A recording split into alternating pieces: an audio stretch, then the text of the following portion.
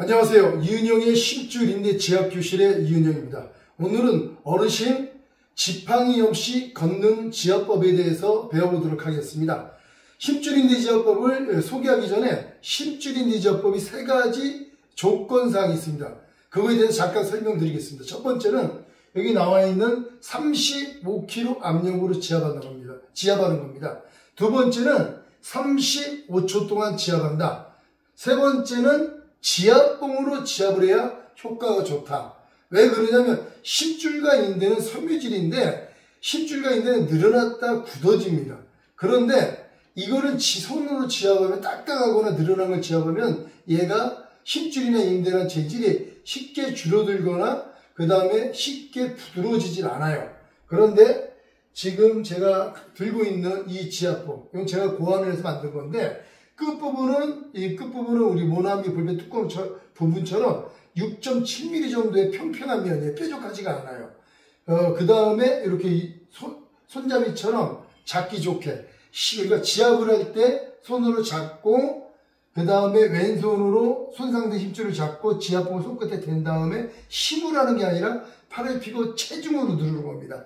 제 동영상에 다른 동영상을 참고하시면은 힘보다는 체중을 같이 겸비해서 하는 걸 알 수가 있을 겁니다. 그래서 35초 동안 35kg 압력으로 지압을 해주면, 이 지압봉으로 지압을 해주면은 심줄이 늘어나게 줄고 늘어났다 굳어서 딱딱 석회화됐던 심줄과 인대가 즉시 지압한 부분은 부드러워집니다. 그런데 지압을 할 때는 이 쇠 지압봉을 하면 굉장히 아프겠죠. 그래서 집에 있는 얇은 수건으로 이것을 완충을 해줘야 됩니다. 그래서 이 수건의 목적은 이렇게 4겹 정도 접은 다음에 이 지압봉을 이렇게 해서 이렇게 잡고 이렇게 지압을 하는 겁니다. 그래서 이 수건의 목적은 뭐냐면은 지압을 할 때 덜 아프면서 효과를 내기 위해서요. 만약에 너무 굳은 거는 좀 얇게 해야 되지만은 어느 정도 굳고 좀 늘어난 거는 이렇게 수건을 더 4겹에서 6겹 또는 8겹 이렇게 늘려서 조절을 하면 됩니다. 그러니까 이 조절하는 거니까 수건의 용도가 이 점을 다시 한번 기억하시기 바랍니다. 그러면 어르신 지팡이 없이 걷는 법, 이거에 대해서 잠깐 이야기 나눠보겠습니다.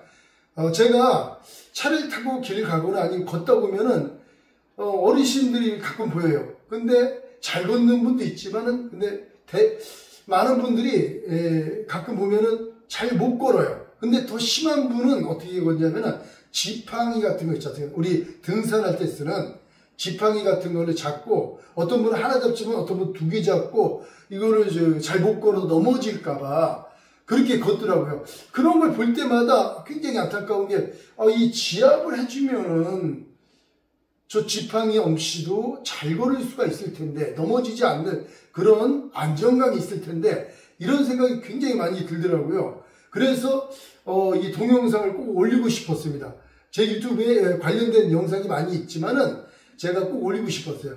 제가 예로 어저께 파킨슨병 걸리신 분이 잘 못 걷던 분이 있었어요. 잘 못 걷던 분이 있었는데 이 어르신이 지금 80 가까이 되셨는데 잘 걷질 못해요. 걸을 때 이게 미는 거 있지 않습니까? 미는 거로 걷고 혼자 그래도 넘어질까봐 위험해서 그 다음에 앉았다 일어났다 이것도 잘 못하고, 의자에서도 그 다음에 바닥에서 앉았다는 건 더더욱 못하고 그랬었거든요. 그런데 어저께 지압을 해서 그게 필요 없이 혼자서 걷게 됐습니다. 그거에 대해서 제가 어디 지압을 했나 먼저 설명을 드리겠습니다.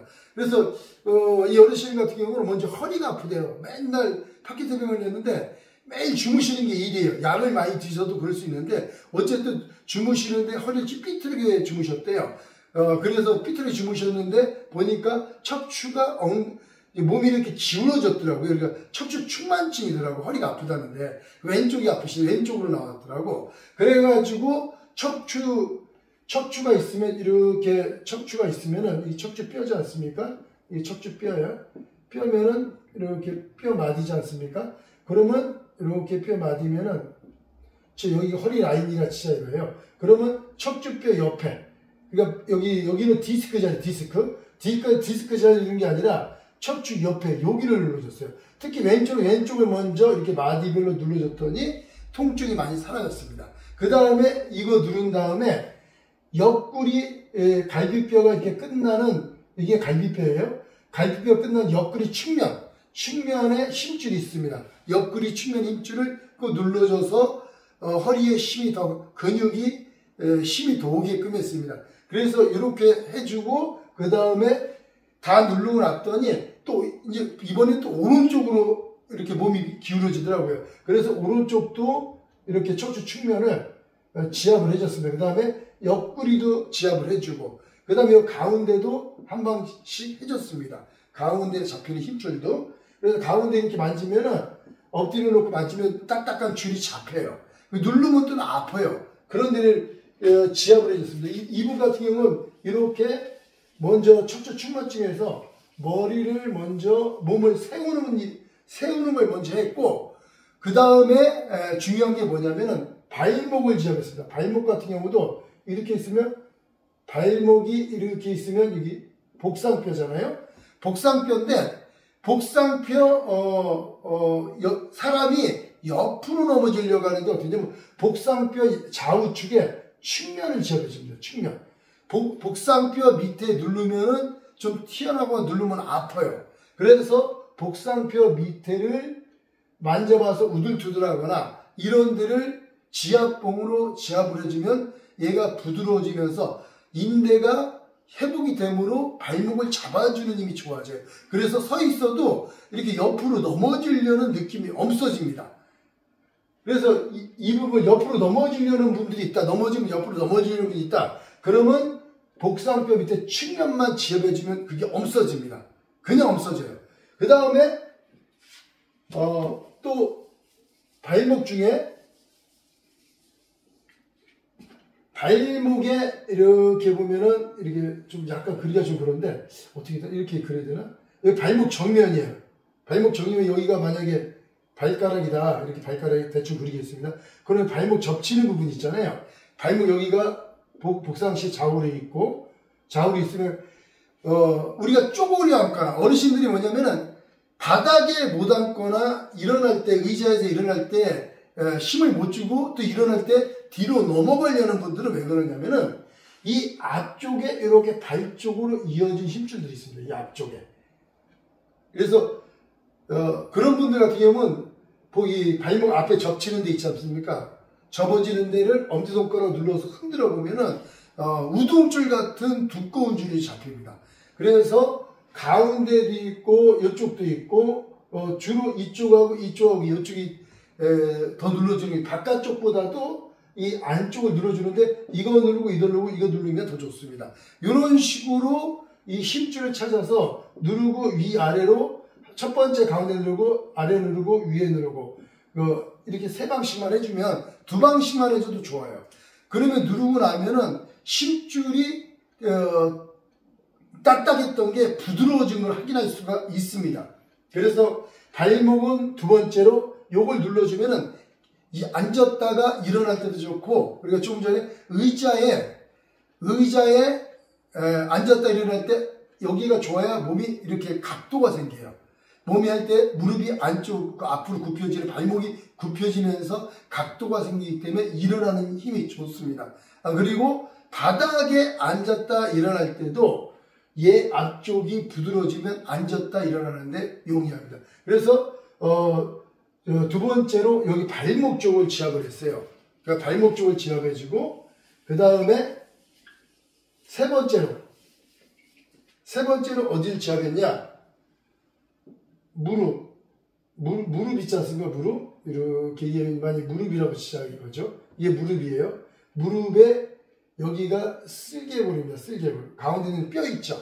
뼈 있는데 뼈 이렇게 가운데 힘줄 있고 이 무릎이 이 안쪽이에요. 무릎 안쪽에 뼈 밑에 안쪽에 여기 공간이 있습니다. 엄지를 두면은 가운데도 만지면 딱딱 이렇게 의자에 앉혀놓고 무릎이 90도 된 상태에서 만져보면은 가운데 딱딱한 줄이 잡히고 이 안쪽에 만지면 누르면 아프거나 우둘투둘한 게 손으로 엄지손가락으로 세게 눌러서 흔들어 보거나 그 다음에 눌러보면 줄이거나 아니면 또 아픈 데가 있습니다. 세게 누르면 그 부분에 아픈 부분에 심줄을 지압해 줍니다. 그 다음에 가운데 이 심줄도 지압을 해줬습니다.